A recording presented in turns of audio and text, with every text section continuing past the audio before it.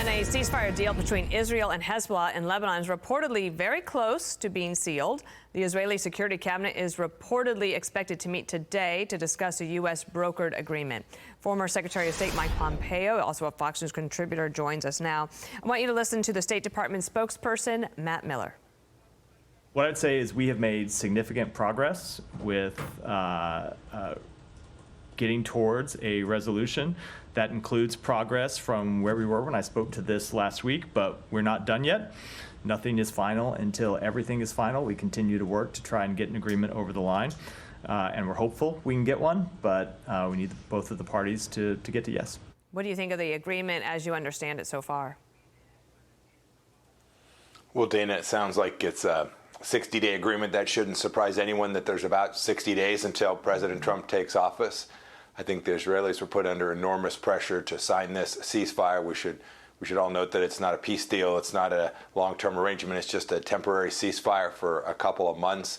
And we'll see if the Hezbollah warriors violate this, as they violated virtually every other agreement that they have signed, and they go right back at it. I hope the Israelis have made a good decision. They know more about this than any of us do, so I have confidence that they have this right. But unfortunately, I think the American administration and the Biden team put a lot of pressure on them at the United Nations to sign this.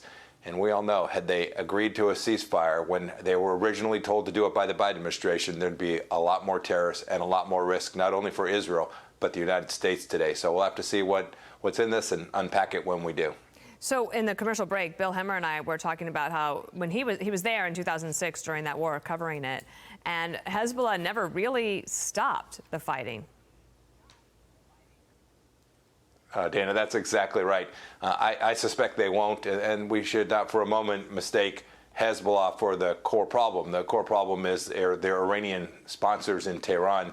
The Iranians aren't signing on to this deal, and so goodness knows whether the attacks will now come from Syria, the attacks will continue from Gaza.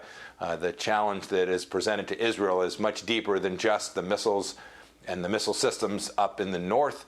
And we'll see. I suspect Hezbollah will continue to continue its commercial criminal enterprises that have funded it for so long, and that this ceasefire will prove ephemeral. But I hope I'm wrong. More peace is always better. And of course, the Israelis want to be able to move the citizens back to that part of the country since they've been displaced since October 7th.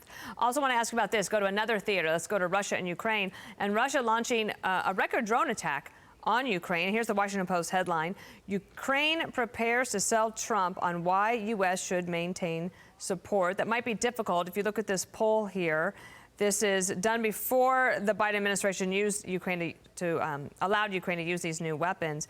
But support has been dwindling, and there are a lot of people who think that, we're maybe either doing too much or about right.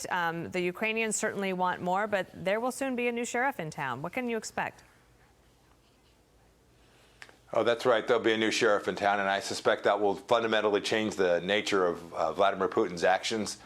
Dan and Bill, we for 4 years kept Vladimir Putin from invading Ukraine. We had a deterrence model that worked, and when President Trump is back in power, back on the scene, I suspect that deterrence model will reestablish itself. And make no mistake about it, President Trump was very clear. We put real pressure on Russia not to do precisely what they did: cause trouble in the world, invade Europe, as they had under President Obama when they took Crimea, and as they did again under President Biden. I think the missile attack at a real scale last night into Ukraine is evidence that Vladimir Putin knows that this is his maximum point of leverage, and that in 60 days, fundamentally, his leverage will have decreased, and the shaping of that conflict will have fundamentally changed as well. Well, we will pay attention to it and keep talking to you as well. Former Secretary of State Mike Pompeo, thanks for joining us this morning. Dana, thank you. Happy Thanksgiving to you and Bill. Thank you. I'm Steve Ducey. I'm Brian Kilmeade. And I'm Ainsley Earhart. And click here to subscribe to the Fox News YouTube page to catch our hottest interviews and most compelling analysis.